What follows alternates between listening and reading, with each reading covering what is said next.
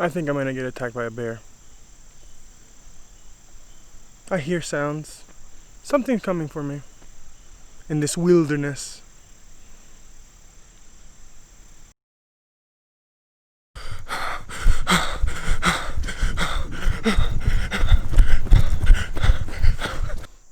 I'm kidding.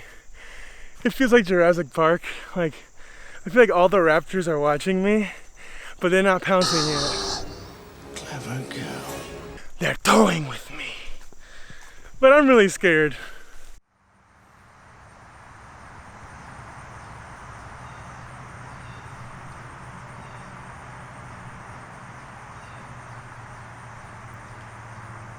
I should go for a hike.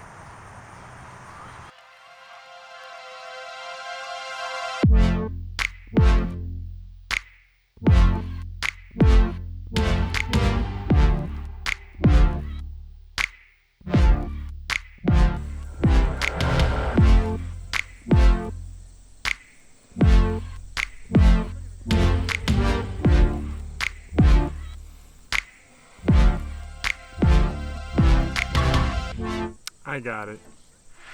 Don't know how many of you guys can see, but I am wearing the happiest shirt in the world.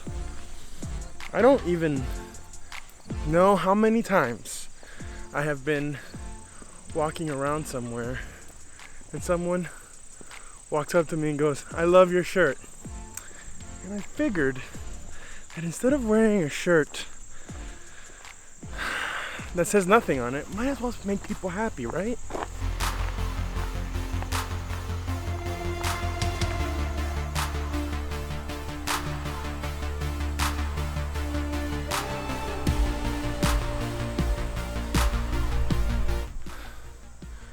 Not really sure which way I should go. I could consult the map, but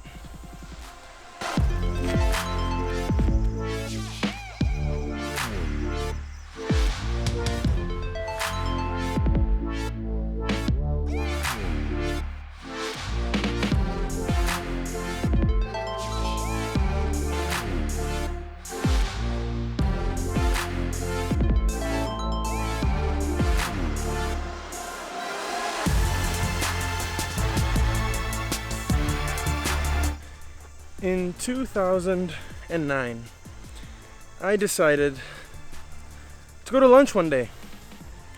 I was in college, met up with some friends, and as I'm eating, another one of my friends rushes up to me with a wild smile on her face. I didn't know what was going on. So I asked her, "Why are you so giddy?" She said, "I know what I'm gonna do next year. I'm gonna take a year off and I'm gonna go to France and learn French." And I was like, wow, I don't even know what I'm doing tomorrow or next week. Should I go to France? Yeah, I'm gonna go to France.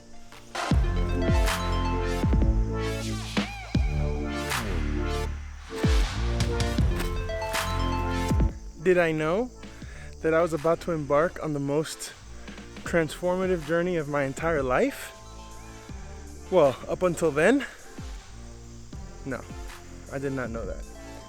I thought I'm gonna go to France, get over a couple things, more on that a different day, and just enjoy my dad's culture, his heritage. It's gonna be great.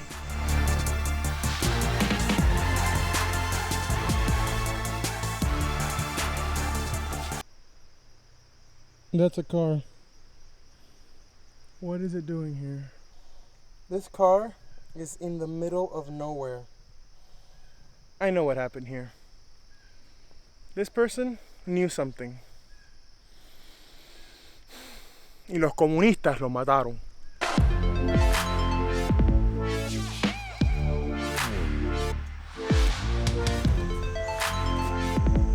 Oh, you.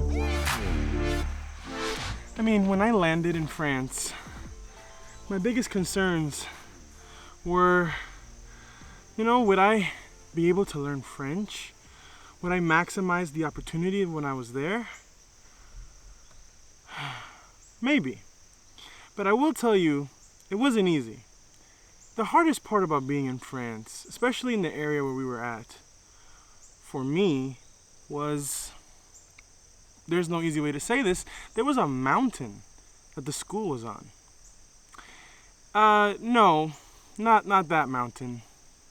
This mountain. More of a hill. And if you ever wanted to go off campus, or go anywhere really because there was nothing around the school, you had to go down the hill. Which meant that on the way back up, you either died or hitchhiked, which meant that you almost died. It wasn't a good recipe for me. So I hid in my dorm room for the first week. And then classes started and my friends were like, hey, you wanna get out of the campus? And I was like, nah, I'm good. I don't gotta go nowhere. Yeah, that wasn't gonna work.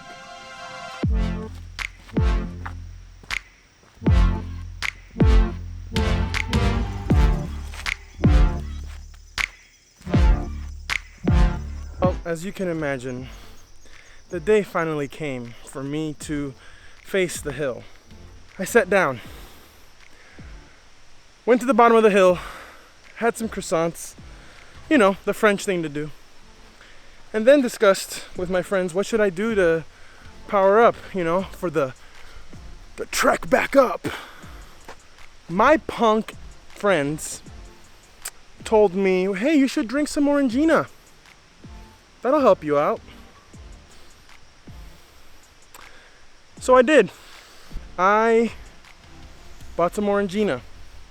I drank a whole lot of Orangina. It tastes like weak Sprite, but orange flavor.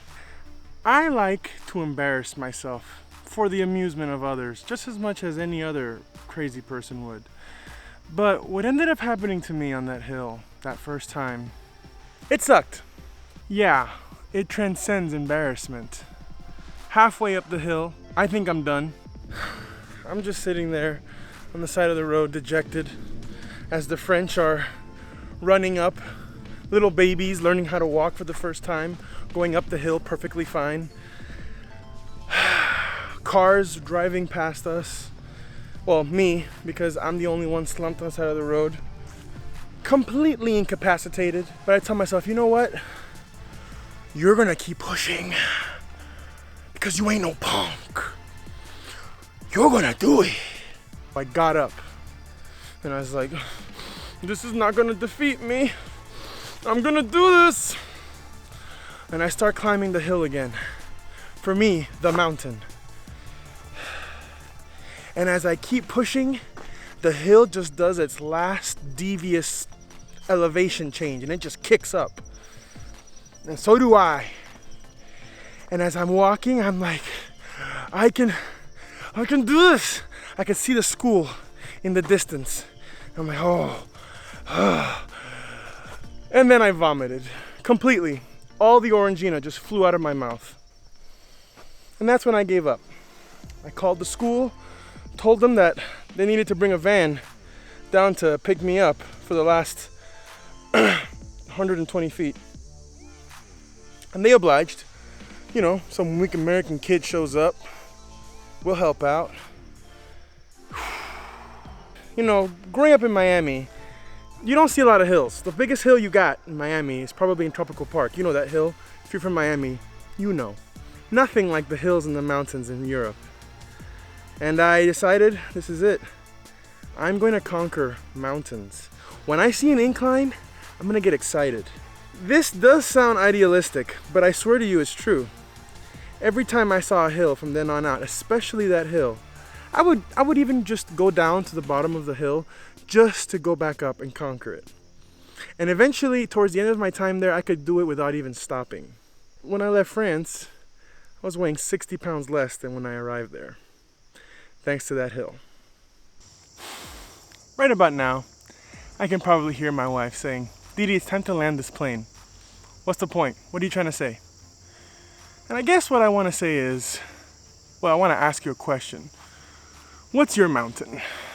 What's your hill? What excuses do you tell yourself to not climb that hill?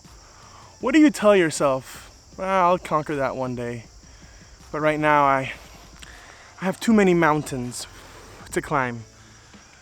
But you always know that there's that one thing that you have to do.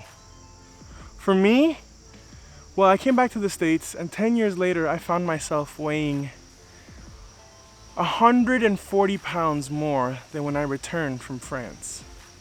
And suddenly I had a new hill. I had a new mountain to climb. What's yours? You know, this week I want to do something new. I want to talk about some of you guys. I want to start highlighting your success stories, whatever they may be. Whether it's exercise, whether it's a new job, whether it's conquering any kind of challenge that can motivate not only me, but the rest of the viewers of this small community. So this week I want to start with my friend Natalie. Now, I've known Natalie for 14 years, and Natalie has always been a fighter. She's always succeeded in what she does, and she looks good doing it too. Natalie had a baby about 2 years ago, and about a month and a half ago, I guess, she had another one with her husband, and he's awesome. He's an ultra marathoner, runs like 800 miles a day. It's crazy. But Natalie started doing something. She started feeling a little bluesy, and she realized that she had to do something different. So 30 days postpartum, Natalie went out and started running like a crazy person. With the support of her husband and her family, Natalie achieved, I think it was 30 miles in 30 days of just straight running. You can correct me if I'm wrong, Natalie, but it was absolutely inspiring to see you doing that. This is the kind of stuff that I ask that you guys submit to me. So you're gonna see down here somewhere, or here, my Instagram. It's DIDIERBRIVAL. That's my Instagram name. Send me some messages. I want to say DMs. Send me some DMs, because that doesn't sound right, Send me some motivation that you guys use and that has happened to you guys to just get out there and conquer those mountains. It's a fun way to motivate each other and continue to push. Oh yeah.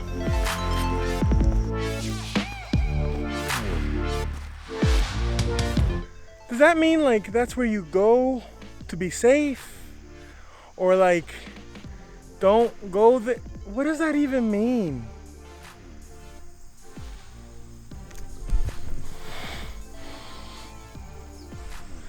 I'm almost done with my walk. But not to worry. There were no bears, no beats, no Battlestar Galactica. But it was fun. Very enjoyable. 5 out of 5 stars. Would recommend.